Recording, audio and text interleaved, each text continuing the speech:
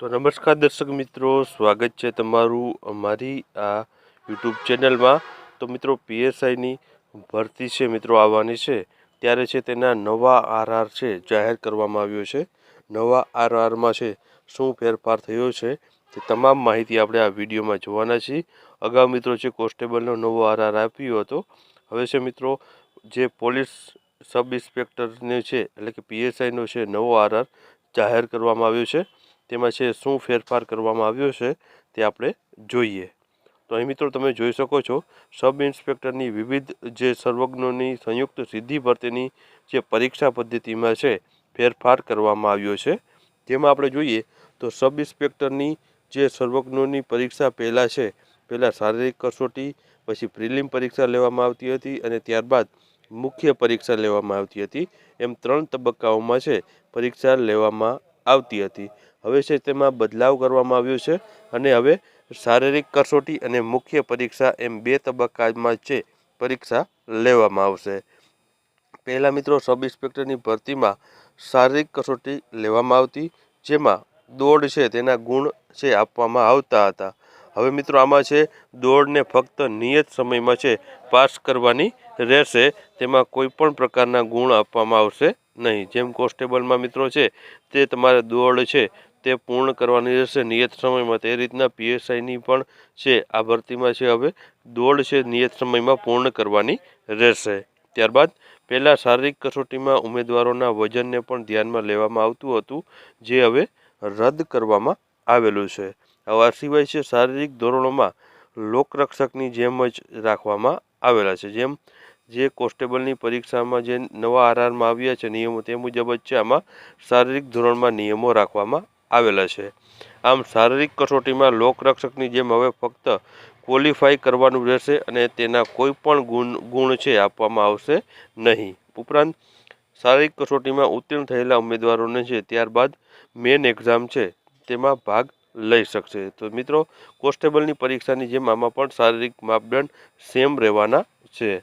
ત્યારબાદ પહેલાં મિત્રો શારીરિક કસોટીમાં ઉત્તીર્ણ થયેલા ઉમેદવારને છે 2 કલાક અને છે 100 ગુણની પ્રિલિમ પરીક્ષા એમસીક્યુ ટેસ્ટ છે લેવામાં આવતી હતી અને આ પ્રિલિમ પરીક્ષામાં ઉત્તીર્ણ થયેલા ઉમેદવારોને છે ભરતીની જગ્યાના 3 ગણા જે મેરિટોસ ઉમેદવારોને છે મુખ્ય પરીક્ષામાં બેસવા દેવામાં આવતા હતા અને મુખ્ય પરીક્ષા પેપર 1 ગુજરાતી, પેપર 2 અંગ્રેજી, પેપર 3 સામાન્ય જ્ઞાન, પેપર 4 લીગલ મેટર્સ દરેકના 100 ગુણ એમ 400 ગુણનું એમસીક્યુ ટેસ્ટ છે પહેલાં લેવામાં આવતું હતું। હવે મિત્રો છે આમાં ફેરફાર કરવામાં આવ્યો છે અને હવે છે કુલ 300 ગુણની છે તે મુખ્ય પરીક્ષા લેવામાં આવશે, જેમાં 2 પેપર રહેશે। પેપર 1 જનરલ સ્ટડીનું હશે જે 3 કલાકનું અને 200 ગુણનું રહેશે, તથા પેપર 2 છે તે ગુજરાતી અને ઇંગ્લિશ લેંગ્વેજ સ્કિલ ડિસ્ક્રિપ્શનનું છે રહેવાનું છે, જે 3 કલાકનું હશે અને 100 ગુણનું પેપર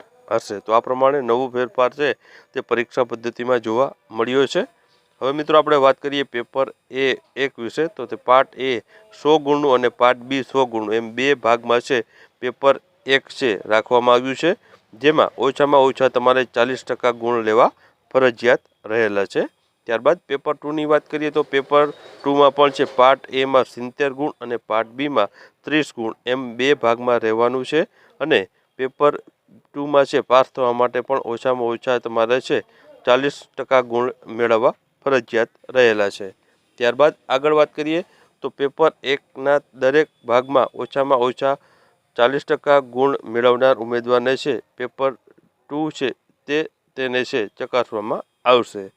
મિત્રો જૂના પરીક્ષાના નિયમોમાં છે સાયકોલોજી છે, સોશિયોલોજી છે, આઈપીસી, સીઆરપીસી વગેરે છે, evidence act, Gujarat police act, Gujarat prohibition act, prevention of corruption act, prevention of atrocity act, motor vehicle act જેવા વિષયો છે હવે રદ કરીને નીચે મુજબના વિષયો છે રાખવામાં આવ્યા છે। એટલે કે સિલેબસ આ પ્રમાણે તમે જોઈ શકો છો, જેમાં પેપર 1નો સિલેબસ કંઈક આ પ્રમાણે રહેશે, જે જનરલ સ્ટડી માટેનો એમસીક્યુ પ્રકારના જે પેપર આપવાનું છે તેનો જે સિલેબસ છે, જેમાં 2 ટોપિક છે રિઝનિંગ અને છે ગણિત, 2 છે મિત્રો ટોપિક છે આમાં રહેલા છે।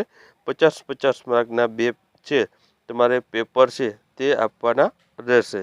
ત્યારબાદ મિત્રો અહીં ડેટા ઇન્ટરપ્રેશન આપેલું છે, એટલે કે તમને જે માહિતી આપેલી છે તેના ઉપરથી પણ જવાબ આપવાનો છે. 2 મુખ્ય વિષયો છે જેમાં 50-50 પ્રશ્ન છે પૂછવામાં આવશે અને 100 ગુણ ટોટલ રહેલા છે. પાર્ટ બીની આપણે વાત કરીએ તો પાર્ટ બીમાં 4 અલગ અલગ ટોપિકો છે, જેમાં છે ભારતનું બંધારણ છે અને પબ્લિક એડમિનિસ્ટ્રેશન રહેલું છે, જે 25 માર્કનું છે. ત્યારબાદ આપણે વાત કરીએ હિસ્ટ્રી છે, જિયોગ્રાફી છે અને કલ્ચર છે, એટલે કે જે ઇતિહાસ, ભૂગોળ અને સાંસ્કૃતિક વારસાના 25 પ્રશ્નો રહેલા છે. ત્યારબાદ કરંટ અફેર્સ અને જનરલ નોલેજના પણ 25 ગુણ રહેલા છે. ત્યારબાદ પર્યાવરણ છે, વિજ્ઞાન છે, વિજ્ઞાન અને ટેકનોલોજી અને ઇકોનોમિક્સના 25, એમ 100 માર્કનું પાર્ટ બીનું પેપર રહેલું છે. તો આ પ્રમાણે છે મિત્રો સિલેબસ રહેલા છે. ત્યારબાદ આપણે છે પેપર 2માં ગુજરાતી અને ઇંગ્લિશ લેંગ્વેજની આપણે વાત કરીએ તો પેપર 2 વિશે આપણે સિલેબસ જોઈએ તો તેમાં પાર્ટ એમાં છે તમારે છે ઇઝે એટલે કે છે નિબંધ રાઇટિંગ કરવાનું રહેશે 350 શબ્દોમાં, તેના 30 માર્ક છે. ત્યારબાદ છે પ્રેસિસ રાઇટિંગ છે જેના 10 ગુણ છે. ત્યારબાદ છે કમ્પ્રેશન છે તેના 10 ગુણ છે. રિપોર્ટ રાઇટિંગના 10 ગુણ છે.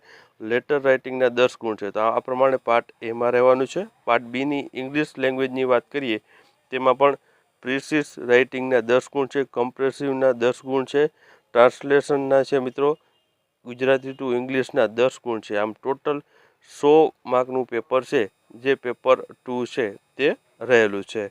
તો આ પ્રમાણે મિત્રો સિલેબસ છે પીએસઆઈનો.